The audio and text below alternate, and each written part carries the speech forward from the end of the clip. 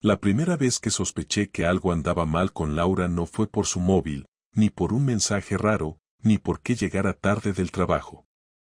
Fue por cómo me miró aquella noche, desde la otra punta del bar, como si yo fuera un desconocido. Como si nunca hubiéramos compartido la cama, ni viajes, ni domingos de sofá y manta. Estaba sentada en una mesa con 4 personas más, 2 mujeres que no conocía y 2 tíos que no eran de su círculo habitual. Uno de ellos tenía la mano en el respaldo de su silla, muy cerca del cuello, y ella no se apartó.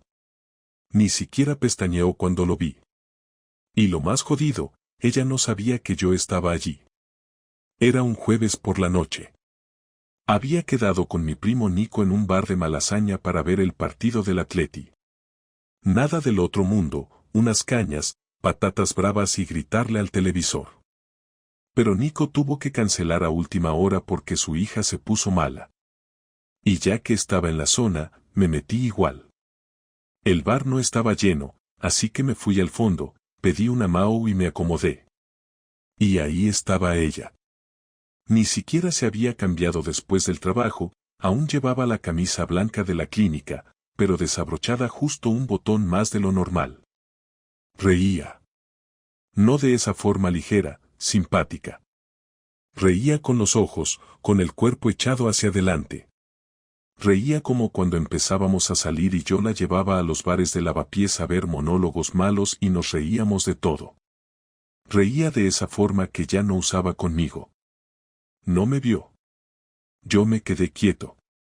No sé si por rabia, por vergüenza o porque no quería estropear el momento. Quería observar, entender, encajar las piezas sin lanzarme a lo loco. Pedí otra cerveza, me acomodé en la mesa como si fuera parte del mobiliario, y simplemente, miré. El tipo que estaba junto a ella era mayor que yo, pero más pulido. De esos con camisa entallada, reloj caro y barba de 3 días perfectamente medida. No le quitaba los ojos de encima. Le hablaba al oído, y ella sonreía como si se le hubiera olvidado que tenía marido. Como si nuestra vida juntos fuera un mal recuerdo. Y entonces, en medio de una carcajada, puso la mano sobre la suya. No un roce accidental. No un gesto amistoso. Fue una caricia lenta, suave, de esas que solo se hacen cuando hay algo. Algo más. Y ahí sí. Ahí me ardió la sangre. No me levanté. No fui a hacer una escena. No le grité nada. Terminé la cerveza. Me quedé unos minutos más. Observando. Como si fuera un espectador viendo cómo alguien más vivía mi vida. Era tan surrealista que ni siquiera me sentía dentro de mi cuerpo.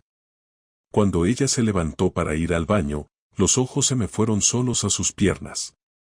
Llevaba los tacones negros que yo le regalé el año pasado por su cumple, esos que decía que no eran cómodos pero que le hacían buen tipo.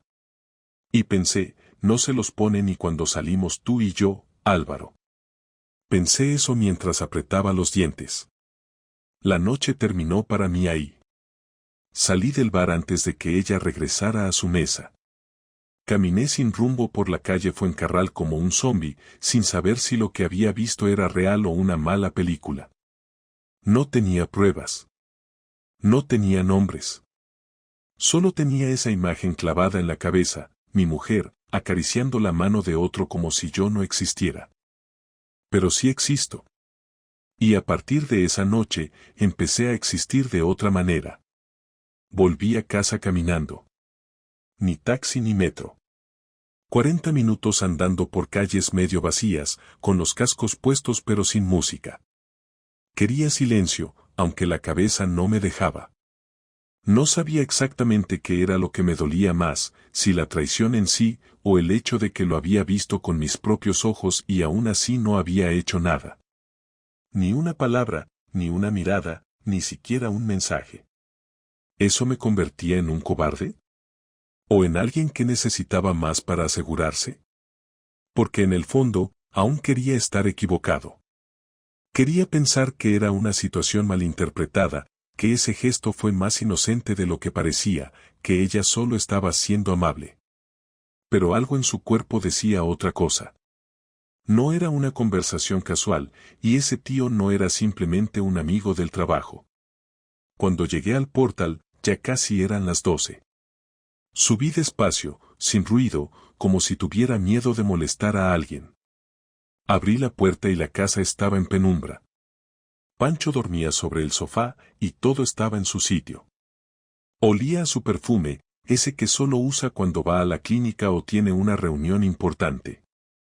El abrigo estaba colgado, las llaves en la bandeja, sus zapatos de tacón junto a la puerta. Todo parecía normal, pero no lo era. Nada era normal ya. Me metí en la ducha, me puse una camiseta vieja y me tumbé en la cama sin decir nada. Ella llegó a eso de la 1:15. La escuché descalzarse, entrar al baño, lavarse los dientes, cerrar la puerta del dormitorio con cuidado. Se metió en la cama y me dio un beso en la espalda, suave, casi automático. ¿Estás dormido?, me susurró. No. Respondí sin darme la vuelta. ¿Todo bien? Sí. Solo cansado. No insistió. Se quedó en silencio, mirando al techo o al móvil, no lo sé. Me dormí tarde, con la mandíbula apretada, repasando cada segundo de lo que había visto. Al día siguiente me levanté temprano, más de lo habitual. No quería cruzarme con ella. Me inventé una revisión del coche, cogí las llaves y me fui al taller de un colega en Alcorcón. No hice mucho, la verdad.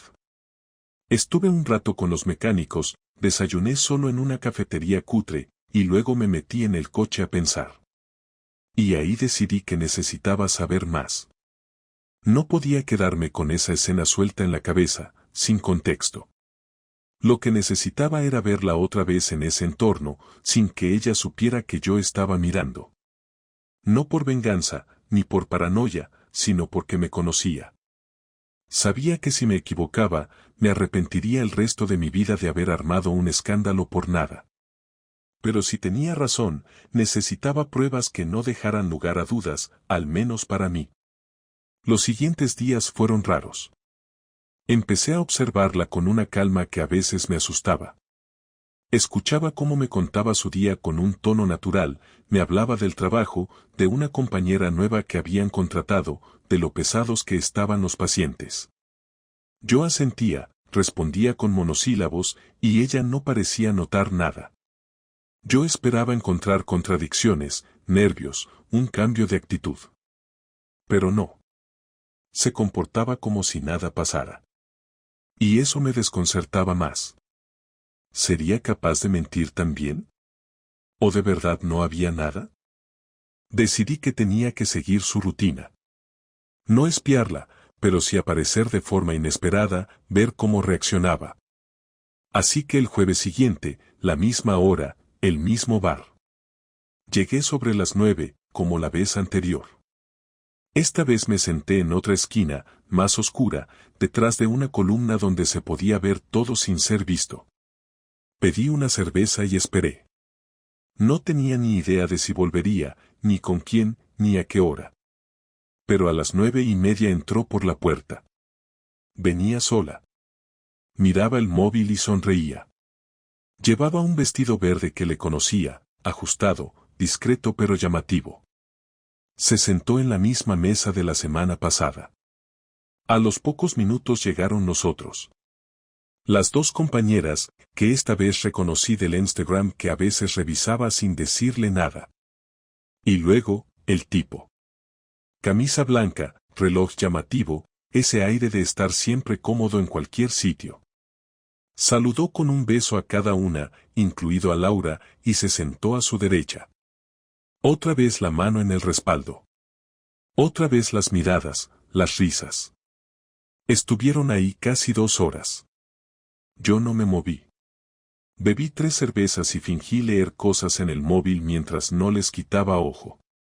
No pasó nada escandaloso, pero el lenguaje entre ellos lo decía todo. El tipo le tocaba el brazo cuando hablaba. Ella se inclinaba hacia él cada vez que le respondía.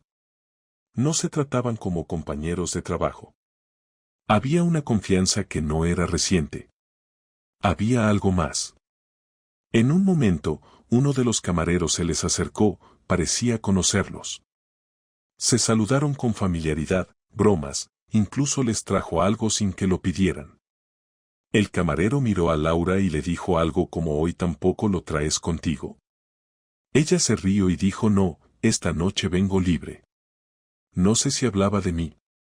No sé si hablaba de otra cosa. Pero el camarero asintió con esa sonrisa de complicidad que no puedes fingir. Y eso me dio el empujón que necesitaba. Me levanté. Fui al baño para cruzar cerca de la mesa, sin que se notara. Caminé con la vista baja, como cualquier cliente más, pero justo cuando pasé a su lado, alcé la mirada un segundo. Ella no me vio. Él sí. Lo noté. Se quedó mirándome un instante más de lo normal. Me reconoció, o eso creo. Y ahí me di cuenta de algo que no esperaba, no era un secreto para él. Él sabía quién era yo. No hubo sorpresa, ni incomodidad. Solo una mirada rápida, casi de evaluación. Volví al baño, me mojé la cara, me miré al espejo y sentí algo que no había sentido nunca.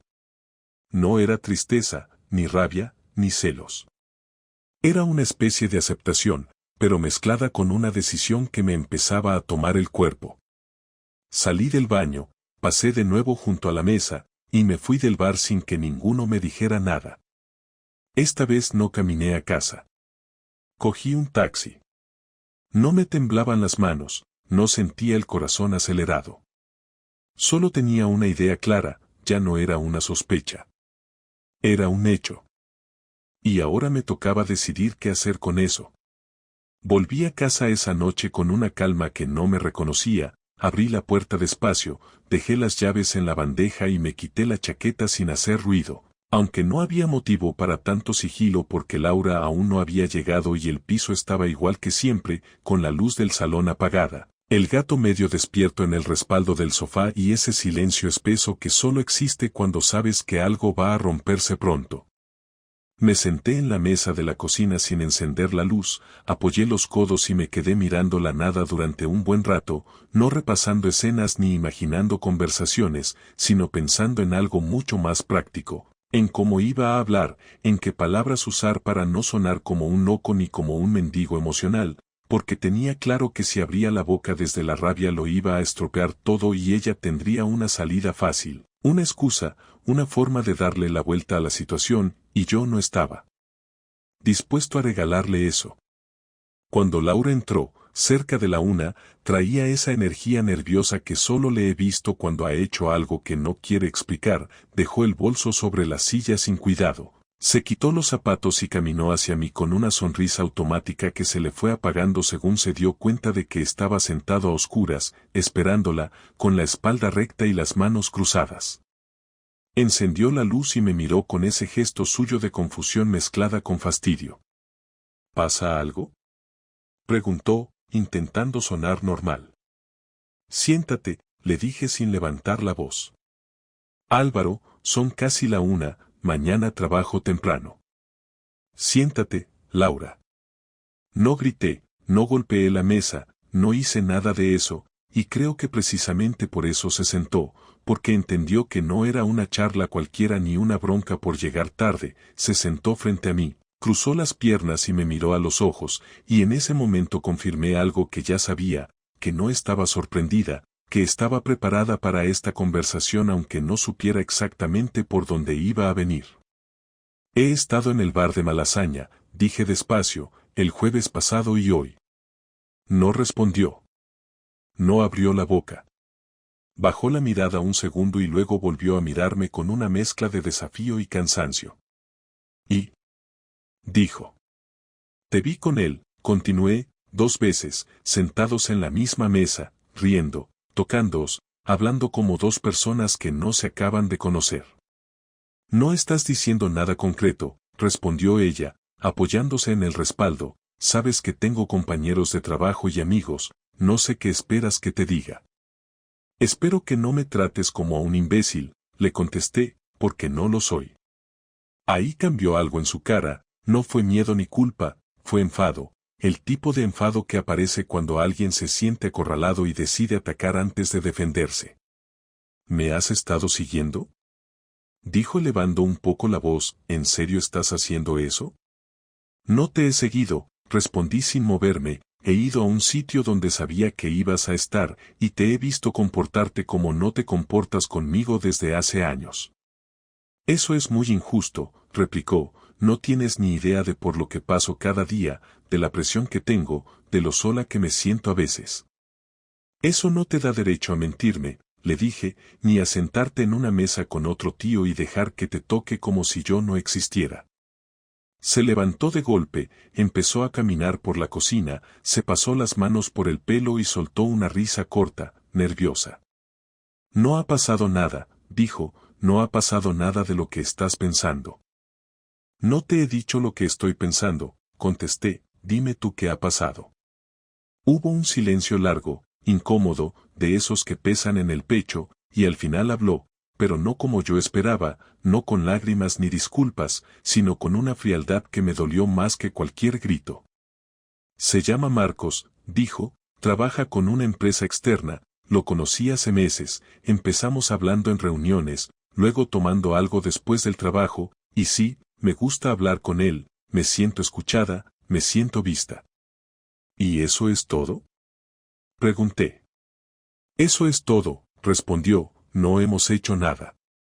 Mírame a la cara y repite eso, le dije. Me miró. Me sostuvo la mirada durante unos segundos eternos. Y no lo repitió. No hemos llegado a, empezó, y se calló. No hace falta que termines la frase, le dije, ya la conozco. Se dejó caer en la silla y por primera vez vi algo parecido al miedo en sus ojos. No quería hacerte daño, dijo, de verdad. Eso no depende de lo que quieras, respondí, depende de lo que hagas. Intentó justificarse, hablar de la rutina, del desgaste, de cómo yo estaba siempre cansado, de cómo ya no hablábamos como antes, de cómo ella sentía que vivíamos juntos pero separados, y yo la escuché, porque necesitaba oírlo todo para no quedarme luego con dudas, pero cada palabra suya sonaba más a explicación que a responsabilidad, más a relato que a verdad, y cuando terminó, cuando se quedó sin argumentos, le pregunté algo muy concreto. ¿Te has acostado con él? No respondió al instante. Cerró los ojos. Respiró hondo. Y asintió. No hubo gritos. No hubo insultos. No hubo platos rotos. Solo un silencio tan denso que parecía ocupar toda la cocina. Me levanté despacio, caminé hasta la ventana y la abrí para que entrara aire, porque sentía que me faltaba, no por un ataque de ansiedad ni nada así, sino porque el cuerpo reacciona cuando recibe una noticia que no tiene marcha atrás. ¿Cuántas veces?, pregunté sin girarme. 2, dijo, no fue planeado, no fue así. Da igual cómo fue, le contesté, fue. Se acercó a mí, intentó tocarme el brazo y me aparté, no con violencia, pero con firmeza. No me toques, le dije, ahora no. Empezó a llorar entonces, a decir que estaba confundida, que no sabía qué quería, que tenía miedo de perderme, que no quería que esto acabara así, y yo la dejé llorar, no por compasión, sino porque ya no tenía nada que decir en ese momento, porque había entendido algo esencial, que la mujer con la que me había casado ya no estaba ahí, y que lo que tenía delante era alguien que había tomado decisiones muy claras aunque ahora fingiera no saberlo. Esa noche dormí en el sofá. No por castigo ni por dramatismo, sino porque no podía compartir la cama con alguien que había cruzado esa línea y luego había vuelto a casa como si nada. Y mientras miraba el techo del salón, con el gato en el pecho y la cabeza dando vueltas, supe que esto no se iba a quedar en una conversación triste ni en promesas vacías, porque había algo dentro de mí que se había roto de una forma muy concreta, y cuando eso pasa, ya no hay marcha atrás. Me desperté temprano, aunque no había dormido apenas. El sofá me dejó la espalda destrozada, pero no era eso lo que me molestaba. Me quedé ahí tumbado, mirando el techo sin moverme, escuchando los ruidos de la casa mientras Laura se preparaba para irse a trabajar. No nos dijimos ni una palabra. Me quedé en silencio, escuchando cómo cerraba los cajones, cómo iba al baño, cómo recogía el bolso. El sonido de sus pasos por el pasillo me resultó insoportable. Y cuando por fin escuché la puerta cerrarse, me levanté, me lavé la cara, preparé un café y me senté en la mesa con la taza entre las manos como si me ayudara a pensar mejor, aunque la cabeza ya estaba decidida. No tenía ganas de hablar con nadie, pero tampoco quería quedarme esperando a que ella volviera por la noche como si nada hubiera pasado. Tenía que hacer algo, algo concreto, algo que me sacara de ese estado de congelación emocional. Y no me refiero a un arranque impulsivo o a una pataleta, sino a algo real, algo que le doliera a ella tanto como lo que me estaba doliendo a mí. Lo primero que hice fue llamar a Dani, mi amigo de toda la vida, el único al que podía contarle esto sin que me soltara frases del libro de autoayuda o sin que intentara convencerme de perdonarla. Le pedí que quedáramos en su casa, no en un bar ni en la mía. Fui directo. Me duché, me vestí y cogí el coche. Cuando llegué, él ya me estaba esperando con cara seria. Nos sentamos en su balcón, abrimos unas cervezas y le conté todo, sin exagerar nada, sin adornarlo, sin victimismos. Dani me escuchó sin interrumpirme, cosa rara en él, y cuando terminé, no se quedó callado, no me abrazó ni me dijo que lo sentía. Lo que me dijo fue esto. ¿Y ahora qué piensas hacer? No supe qué responder. Yo pensaba que contarlo era ya una especie de alivio, pero su pregunta era la que tenía que hacerme. Estaba claro que si me quedaba cruzado de brazos, iba a convertirme en un espectador de mi propia vida, y eso no lo iba a permitir. Así que, después de pensarlo un rato, se me ocurrió algo. No una venganza de película ni una tontería infantil. Algo más concreto. Algo que pudiera ejecutar con la misma frialdad con la que ella había gestionado su doble vida. Voy a grabarla, le dije. No para chantajearla ni para hundirla, pero necesito escucharla decirlo todo otra vez, sin excusas, sin rodeos, con detalles. Quiero que se escuche a sí misma. Quiero que tenga que vivir con eso como yo lo estoy haciendo ahora. Dani no me detuvo. No me dijo que era una mala idea. Simplemente asintió. Y luego, añadí, quiero que sepa lo que es perder algo. Pero perderlo de verdad. Lo siguiente fue más sencillo de lo que pensaba. Compré una grabadora pequeña, de esas que puedes dejar escondidas sin que se noten. La puse en la estantería del salón, justo detrás de unos libros que nunca tocamos. Esa misma noche, cuando Laura volvió, me mostré más tranquilo, casi amable. No para manipularla, sino porque necesitaba que hablara. Y funcionó. Después de cenar, empezó a hablar. Me dijo que había estado pensando todo el día en lo que pasó, que no sabía cómo arreglarlo, que se sentía fatal. Yo le dije que quería entenderlo todo, que necesitaba escuchar cómo había llegado a ese punto. Y entonces empezó a soltarlo. Me contó cuándo fue la primera vez, cómo habían quedado en un hotel, cómo le había dicho que no buscaba una relación pero que no podía evitar sentirse atraída. Me contó que no fue por venganza ni por aburrimiento, sino porque sentía que con él podía ser otra persona. Me tragaba las palabras mientras la escuchaba, sin interrumpirla, porque eso era lo que necesitaba, pruebas, confesiones, detalles. Al acabar, me pidió que intentáramos empezar de cero, que fuéramos a terapia, que no tiráramos todo por la borda por un error. Le dije que necesitaba tiempo, que no podía decidir en caliente.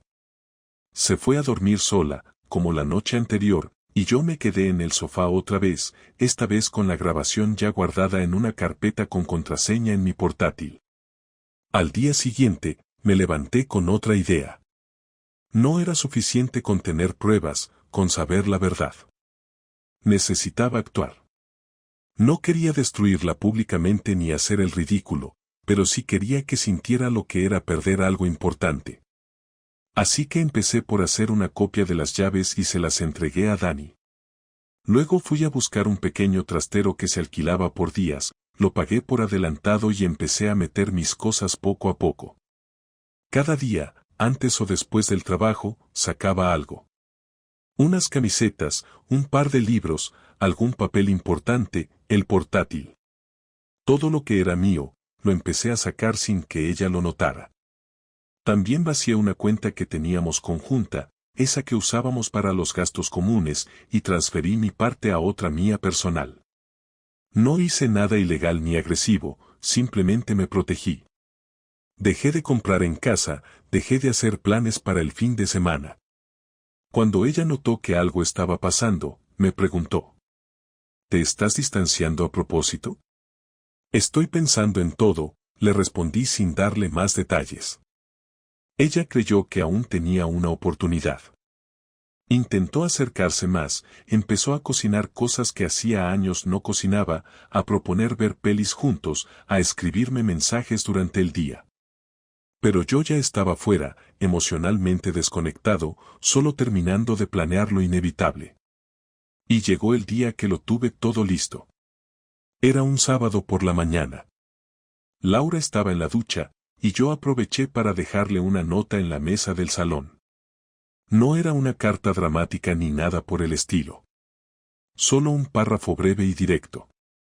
Laura, ya no hay nada que salvar. He escuchado todo lo que tenía que escuchar. Lo tengo grabado. Me voy. No voy a hablar con tus padres, ni con tus amigos, ni con nadie. Esto se queda entre nosotros, pero no esperes reconciliación. Ya no queda nada. Álvaro. Salí con lo que me quedaba, cerré la puerta y no miré atrás. No fui a casa de Dani, ni al trastero. Me fui a un hotel sencillo por unos días, solo para tener espacio. El móvil lo apagué. No quería explicaciones, ni disculpas, ni llantos. Quería silencio, por fin. Al final, no hacía falta más escándalo. El daño ya estaba hecho. Y ahora empezaba lo que más miedo me daba, la parte en la que volvía a ser yo solo. Sin mentiras, sin ella, sin nosotros. Solo yo, enfrentando lo que venía después. Estuve 5 días en el hotel sin dar señales de vida, no porque quisiera jugar a desaparecer ni porque buscara generar incertidumbre, sino porque necesitaba tiempo real, sin interrupciones, sin tener que fingir calma o responder a preguntas para las que aún no tenía respuestas. Me limité a hacer lo justo, trabajé desde el portátil con una conexión decente, comí lo necesario, y el resto del tiempo lo dediqué a pensar, pero no en ella ni en lo que hizo, sino en mí, en lo que realmente quería a partir de ahora. No fue fácil, porque hay una parte de ti que no quiere aceptar que todo ha cambiado, una parte que sigue esperando que suene el móvil y aparezca un mensaje que arregle todo, aunque sepas que eso no va a pasar. Pero también hubo un momento en el que me di cuenta de que lo que más me pesaba no era la traición, sino haberme perdido a mí mismo en una relación que hacía tiempo se sostenía solo por costumbre. Laura rompió el acuerdo, eso está claro, pero la verdad es que yo llevaba años aguantando una rutina donde ambos habíamos dejado de ser pareja para convertirnos en dos personas que simplemente compartían el espacio. El 6.º día decidí volver, no a casa, sino a por mis cosas. Ya había hablado con un abogado, y tenía una cita para la semana siguiente. No quería una guerra legal, pero tampoco iba a salir de allí como si fuera el culpable de algo. Me presenté por la tarde, cuando sabía que ella estaría en casa, porque prefería hacerlo con claridad. Cuando abrí la puerta, estaba en el sofá, como si llevara días esperándome. Tenía el rostro apagado, el pelo recogido de cualquier manera, y en la mesa del salón había una taza de café a medio terminar. Pensé que no ibas a volver, dijo, sin moverse.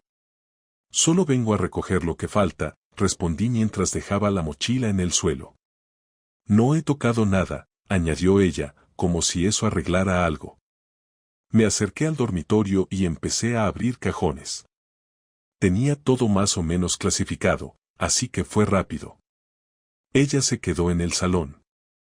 Cuando salí con la primera bolsa, seguía sentada, sin mirarme directamente. ¿Tienes pensado decir algo más?, preguntó, sin sarcasmo, solo con voz baja. No tengo mucho que decir que no haya dicho ya, le respondí. Tú lo hiciste, tú lo dijiste, tú lo justificaste. ¿Qué más quieres oír? No sé, respondió. Algo. Me senté en el borde del sofá, no porque quisiera hablar largo rato, sino porque estaba cansado de levantar peso y, de paso, quería cerrar esto sin dejar cabos sueltos. Laura, no te voy a gritar, no voy a insultarte, y tampoco voy a hacer un escándalo de esto. Pero ya no hay vuelta atrás. No es solo por lo que hiciste, es por cómo lo llevaste, por la manera en que me miraste mientras me lo contabas, como si yo fuera un problema que necesitabas resolver. Eso no se borra. Me costó mucho darme cuenta, pero tú ya te habías ido antes de que pasara lo de ese tío. Ella no respondió al instante. Agachó la cabeza y se quedó en silencio. Al cabo de unos segundos, habló con voz más firme. Sé que lo arruiné todo, no voy a negarlo. Pero tú tampoco estabas. Llevábamos años sin hablarnos de verdad. Yo sentía que si no hacía algo, me iba a apagar del todo. No lo justifico, pero no fue solo un impulso. No me interesa justificar nada, le corté. Te acostaste con otro, lo reconociste, lo grabé, lo tengo. Y no pienso usarlo para hacerte daño. No voy a enviarle eso a nadie, ni a tus padres, ni a recursos humanos, ni a tus amigas. Pero si alguna vez me pones en una situación donde tengas que elegir entre mentir o decir la verdad, recuerda que no soy el que va con las manos vacías. ¿Me estás amenazando? No. Te estoy dejando claro que esto no se borra. No hay perdón. No hay nueva oportunidad. No hay terapia de pareja. Hay separación, reparto y cada uno por su lado. ¿Y ya está? ¿Así acaba todo? No. Así empezamos otra cosa. Me levanté, recogí las bolsas que me faltaban, guardé el portátil y revisé que no quedara nada personal en el salón. Ella se quedó inmóvil, mirando al suelo, sin intentar detenerme, sin ofrecer nada más. Supongo que en el fondo también sabía que no había margen. Al salir, no sentí alivio. Tampoco tristeza. Lo que sentí fue una calma distinta, como cuando terminas una conversación pendiente desde hace mucho. Llamé al abogado para confirmar la cita y a la semana siguiente firmamos los primeros papeles. Fue todo más rápido de lo que esperaba. Ella no puso resistencia, aceptó las condiciones mínimas y el tema económico lo dejamos bastante limpio. Acordamos que no habría peleas por el piso, que ella lo mantendría un año y luego decidiría si lo vendía o se mudaba. Yo no quería nada de eso. Ni siquiera quería volver a cruzar esa puerta. Durante esas semanas, volví a vivir en casa de Dani hasta que encontré un piso pequeño, bien ubicado, sin lujos, pero mío. Amueblé solo lo necesario, una cama decente, una mesa para comer, una estantería para los libros. No necesitaba más. Me propuse mantenerme ocupado, retomé cosas que había dejado de hacer, volví al gimnasio, empecé a leer cada noche, salí a caminar sin rumbo varios días seguidos. No buscaba distraerme del dolor, sino acostumbrarme a que mi vida ahora era distinta y que no iba a rellenar el hueco con cualquier cosa. De vez en cuando, Dani me preguntaba si pensaba en ella. Le decía que sí, pero no de la manera que uno piensa en lo que se extraña. La pensaba como se piensa en algo que tuviste que tirar porque ya no servía, aunque formara parte de tu rutina. No había odio, tampoco perdón, simplemente distancia. La última vez que hablamos fue por correo, para cerrar un asunto de facturas compartidas. Fue un intercambio corto, formal, sin preguntas personales. Mis padres, cuando se enteraron, se sorprendieron, pero no hicieron escándalo. Les conté lo justo, sin detalles. No mencioné la infidelidad. Les dije que habíamos terminado porque llevábamos años desconectados. Les bastó. A mis amigos les dije algo similar. Solo Dani supo la historia entera, y eso fue suficiente. No me lancé a ninguna relación nueva, ni me apunté a apps, ni salí de fiesta a recuperar el tiempo perdido. No necesitaba eso. Necesitaba tiempo, espacio, y entender quién era yo fuera de esa pareja. No por trauma ni por autoayuda, sino porque era lo más lógico. Había invertido años en una relación que acabó por pudrirse sin que me diera cuenta, y ahora que estaba solo, quería ser claro conmigo mismo. No me sentía víctima, pero tampoco me sentía fuerte. Me sentía libre, y eso, en ese momento, era suficiente. Había pasado un mes desde que me fui de casa y mi día a día ya no tenía nada que ver con lo que era antes. Me levantaba solo, desayunaba sin ruidos ajenos, salía sin horarios impuestos por la rutina compartida y volvía por la noche a un espacio donde no se esperaba nada de mí. No tenía que justificar a qué hora volvía, con quién había estado o por qué no tenía ganas de hablar. Nadie me preguntaba por qué estaba tan callado o por qué no había comprado el pan. Era otro tipo de vida, no necesariamente mejor, pero sí más clara. Durante ese mes no pensé en Laura como una pérdida. La pensé como un cierre necesario. Lo que me preocupaba no era ella, sino lo que venía ahora. Porque uno puede tener muy claro que una relación terminó, pero cuando te ves obligado a arrancar una nueva etapa con casi 40 años, con el historial que llevas a cuestas, lo que más cuesta no es estar solo, sino encontrarle sentido a estar solo sin sentir que has retrocedido 10 pasos. No fue hasta la tercera semana que volví a coincidir con alguien del entorno de Laura. Fue en el supermercado del barrio, uno donde solíamos ir los fines de semana. Me crucé con Elena, una compañera suya del trabajo. Me saludó con un gesto de duda y se acercó a hablar conmigo con esa sonrisa incómoda que ponen las personas cuando no saben si deben comentar lo que ya saben o fingir que no saben nada. ¿Cómo estás, Álvaro? Preguntó como si estuviera pisando terreno peligroso. Bien, le respondí, adaptándome. Laura, bueno, no sé si te ha contado, pero está bastante mal. No sale mucho, en el trabajo se la ve apagada. Solo quería decirte eso. No tienes que decirme nada. No le dije mucho más.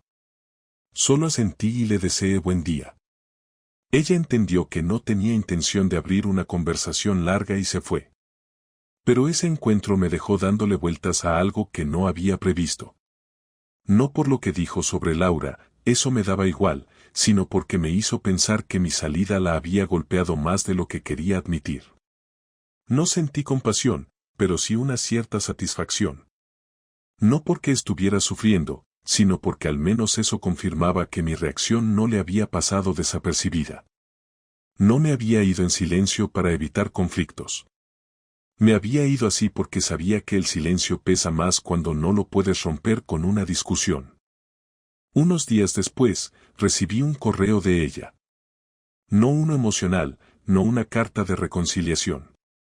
Solo una línea con un asunto claro: necesito hablar contigo. En persona. No contesté de inmediato. Lo dejé sin abrir unas horas, pensando si valía la pena reabrir nada. Pero al final, por curiosidad, respondí con otra frase corta: mañana a las 19, en el bar La Biela. Ese lugar era neutral, ni de ella ni mío, solo un sitio donde alguna vez tomamos café sin que significara nada. Llegué puntual. Ella llegó 5 minutos tarde. Venía sin maquillaje, con cara de haber dormido poco, y se sentó sin pedirme permiso, como si ese mínimo gesto de cortesía ya no tuviera sentido entre nosotros. No voy a intentar convencerte de volver conmigo, dijo nada más sentarse. Eso ya lo tengo claro. Entonces, ¿por qué querías verme? Porque necesito cerrar esto como adultos. Porque lo que pasó no me define entera, aunque me haya equivocado de forma brutal. Porque si algún día coincidimos por la calle, no quiero sentir que no puedo sostenerte la mirada. No tienes que justificar nada, Laura. Lo que hiciste lo hiciste con total conciencia. Yo no me fui por impulso. Me fui cuando entendí que no quedaba nada. Sí, lo sé. Pero quiero que sepas algo. No fue algo que busqué. No fue una estrategia, ni una forma de escaparme de ti. Fue confusión, fue egoísmo, fue una mezcla de cosas que ahora no tienen sentido, pero que en ese momento me parecieron válidas. Y eso no lo digo para que me perdones. Lo digo porque sé que te fallé sin necesidad. Podría haberte dicho que no estaba bien contigo, podría haberlo terminado sin traicionarte. Pero no lo hice, y eso es lo que más me pesa. Tuviste opciones. No tomaste ninguna. Elegiste la peor. No hay más que hablar sobre eso. Lo sé. Pero quería que me lo dijeras así. En la cara. Que me miraras y me dijeras que lo que hice no tiene arreglo. Porque no lo tiene. ¿Y ya está? ¿Solo querías eso? No. También quería devolverte algo. Abrió su bolso y sacó una pequeña caja de madera. Me la pasó sin decir nada. La abrí. Dentro estaba la pulsera que le regalé en nuestro cuarto aniversario. Aquella vez fuimos a Toledo un fin de semana y la compré sin que se diera cuenta en una tienda del casco antiguo. Siempre me dijo que era lo más bonito que alguien le había regalado. Verla ahí, en esa caja, fue extraño. No me dolió. Solo me pareció que ya no tenía sentido que la tuviera ella. No quiero conservar nada que me haga pensar que esto puede volver a empezar, dijo mientras bajaba la mirada. Ya tuve mi oportunidad. Ya la perdí. No le respondí nada. Cerré la caja y la guardé en mi chaqueta. Terminamos el café, cada uno por su lado. Al salir del bar, no nos despedimos con abrazos ni promesas. Solo un gesto de cabeza y cada uno caminó en dirección contraria.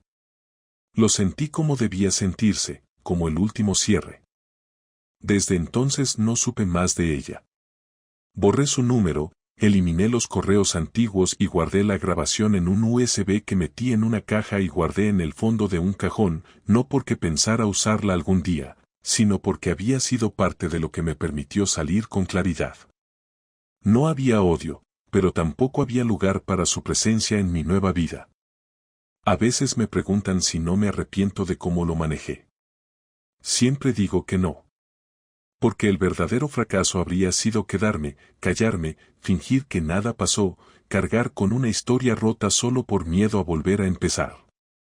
Ahora, cada vez que me siento en mi mesa a comer solo, cada vez que camino por la ciudad sin mirar el móvil esperando un mensaje que no va a llegar, no siento pérdida. Siento decisión. Siento que, por primera vez en años, tomé una decisión que no fue para complacer a nadie, ni para salvar algo que ya estaba muerto. Fue solo para salvarme a mí.